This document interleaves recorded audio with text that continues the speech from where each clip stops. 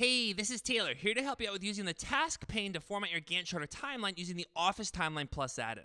And just a quick heads up, we're in the process of making everything easier to navigate and simpler for you to use, so some of the features you see here on the ribbon may have moved to the style pane. And here in PowerPoint, starting with one of the pre-built Office Timeline templates, I'm going to come up to the Office Timeline Plus ribbon tab, and I'm going to open up the task pane. Now, right off the bat, if this task pane always opens whenever you open up PowerPoint, you can adjust that setting from the Office Timeline Plus ribbon tab. Simply come and select Settings. Here's in the Settings dialog box, one of the general options to either show or not show the task pane every time you open up PowerPoint. Either way, you can always open or close the task pane from the Office Timeline Plus ribbon tab.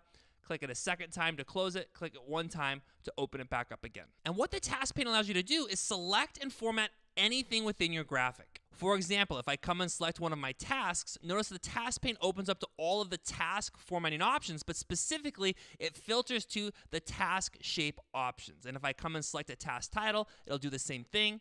If I select a task date, so the task pane is actually rotating to whatever it is you have selected to give you those different formatting options. And the same is true for the milestones. If I come and select a milestone title, notice that all of the milestone formatting options are now there, but again, specifically the milestone title, if I select the milestone shape, I get the shape options, and it even works here for the time band. So the task pane is helpful for giving you the specific formatting options you need, and it even allows you to reset your formatting. For example, if I come and select one of my tasks and I come over to the task pane, I'm going to start making some adjustments just so you can see how this works. So here from the task title, I can put an underline, I can click up the font size, and notice you get a live preview to see exactly what's happening to your task there on the left. For position, I'm going to leave it centered.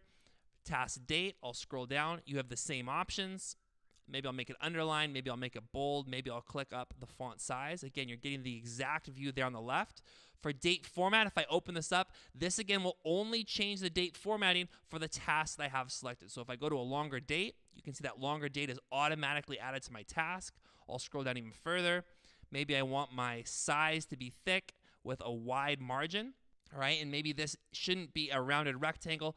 This should be an arrow, which maybe makes more sense for my project. And because I'm highlighting that task, I might change it to a gold color instead. Continuing to scroll down, you get the same text formatting options that I've already highlighted for the task duration. But special note here, for this task duration button, if I click this button, the style dialog box opens up. So if you want to adjust the position of your task duration, you'll need to make that adjustment here in the style dialog box. Above, below, left, right, center, and hide. And although those can't be made directly in the task pane itself, the add-in is smart enough, the same is true for the task percent complete options, it's smart enough to open up and direct you to the specific place where you can make those types of formatting adjustments if they can't be made directly in the task pane itself. I'm going to scroll down.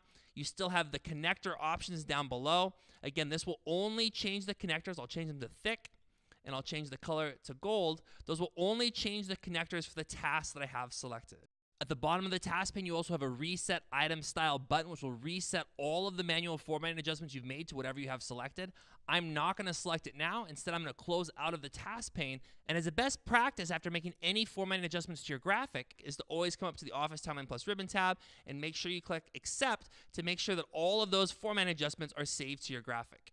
So that's how to use the task pane to format the individual elements of your Gantt chart or timeline using the Office Timeline Plus add-in. If you have any questions about your timeline or Gantt chart, shoot us a note at support@officetimline.com. And don't forget to check out our other videos on how to get the most out of your Office Timeline graphics. This is Taylor, and I hope that helps make your Gantt charts and timelines awesome.